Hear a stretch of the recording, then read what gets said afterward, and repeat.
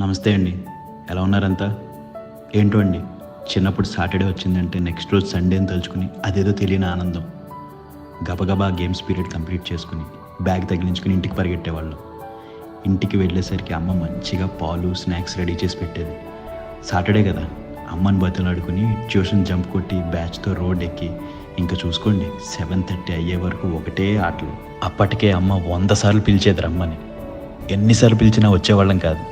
కానీ ఏ పిలుపుకైతే ఇంకా మనకి బెల్ట్ దెబ్బలు పడతాయని అర్థమైపోద్దో ఆ పిలుపుకి మాత్రం బుద్ధిగా వెళ్ళిపోయి స్నానం చేసేసి నిక్కర్ బనియన్ వేసుకుని టీవీ దగ్గర సెటిల్ అయిపోయేవాళ్ళం.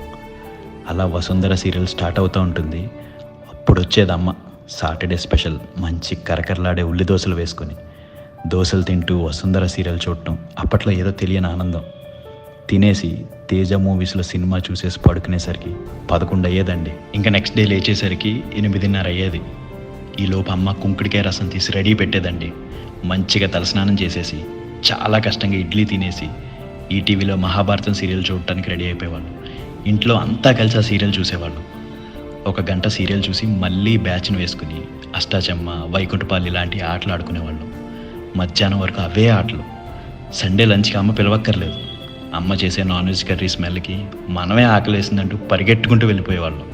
ఫుల్గా కుమ్మేసి మధ్యాహ్నం ఒక 2 గంటలు స్లీప్ వేసి లేచిన తర్వాత క్రికెట్ ఆడి ఇంటికి వచ్చేసరికి రాత్రి 7 అయ్యేది. అప్పుడు మొదలయ్యేదండి అసలు బాధ. రేపు మళ్ళీ స్కూల్కి వెళ్ళాలి, ఇంకా హోంవర్క్ చేయలేదని భయం.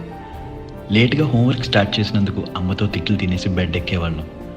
అప్పటికిప్పటికీ ఆదివారం అంటే అదే ఉత్సాహం. కానీ చిన్నప్పటి ఆదివారంలో ఏదో తెలియని ఆనందం ఉండేదండి.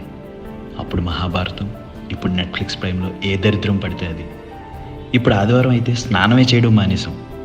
లేచేసరికి 11, డైరెక్ట్గా లంచే. ఇంకా అన్నీ బాగున్నాయి, కానీ ఏదో వెళితే ఒక్కసారి చిన్నప్పటి ఆదివారం కావాలనిపిస్తుందండి. మీకేమనిపిస్తుందో కామెంట్స్లో షేర్ చేసుకోండి. ఇట్లు మీ రేలంగి మావయ్య.